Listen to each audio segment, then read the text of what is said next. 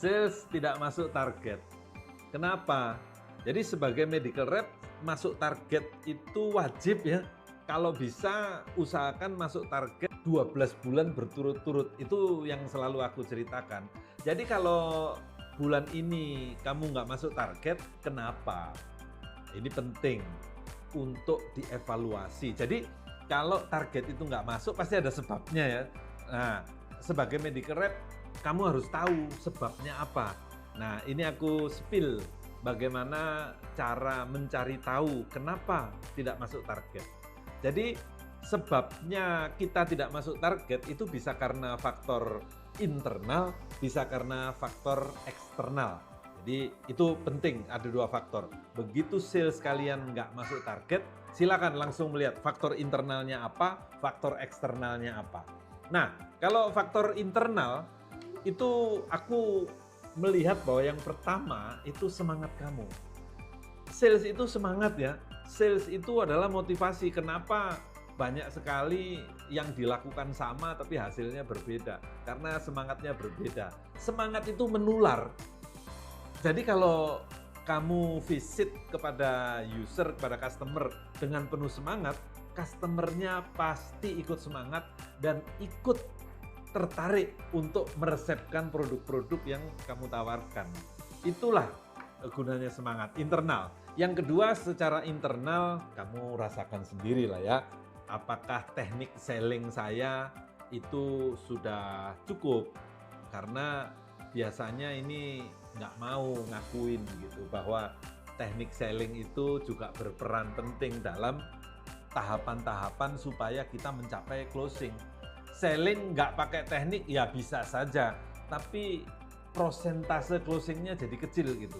Sehingga selling pakai teknik itu penting. Teknik selling harus terus diasah ya. Sama lah kayak olahragawan, siapa yang main bulu tangkis, siapa yang main tenis meja, latihan tiap hari itu hasilnya beda sama yang nggak pernah latihan. Jadi teknik selling penting. Internal, coba lihat jumlah kunjungan. Kalau kamu sudah punya master call list, itu artinya daftar customer yang harus dikunjungi, maka cek sudah berapa kali kamu kunjungi customer-customer itu. Kan itu punya kriteria masing-masing. Ada customer A, ada customer B, ada customer C. Yang A harus dikunjungi setiap minggu misalnya. Atau bahkan seminggu 2 kali. Itu sudah dilakukan belum? Kalau belum, itu salah satu sebabnya kenapa sales nggak masuk gitu ya. Kalau jumlah kunjungannya sudah bagus, sudah cukup, nah ini isinya apa? Waktu kamu ketemu itu cuman minta tanda tangan, minta tanda kunjungan, atau foto selfie, atau Google kamera. Kamu kunjungan isinya apa gitu? Kalau isinya cuman foto selfie, minta tanda tangan, atau kamera Google, poin lokasi, pin lokasi, ya nggak ada gunanya. Itu bisa menyebabkan kamu nggak masuk sales, karena selling itu adalah diskusi, selling itu ketemu customer, selling itu ngobrol sama customer, karena customer juga dikunjungi oleh medical rep yang lain ya, banyak yang berkunjung, jadi bisa aja lupa, kan manusia juga gitu. Maka jumlah kunjungan atau isi kunjungannya menjadi penting. Kamu harus spesifik, kalau datang itu beda sama sales yang lain atau medical rep yang lain. Itu faktor internal. Nah sekarang faktor eksternal. Ya faktor eksternal ini sesuatu yang nggak bisa kita prediksi, sesuatu yang nggak bisa kita duga gitu ya. Faktor eksternal ini misalnya adalah user itu sendiri. Jadi si dokter itu kan kita nggak bisa ngatur 100% dia, suka-suka dia lah. Kadang-kadang dia ingat, dia lupa, itu faktor-faktor eksternal itu. Sehingga harus sering diingatkan gitu. Atau usernya ditawarin sama kompetitor yang lain. Nah itu aktivitas kompetitor ya.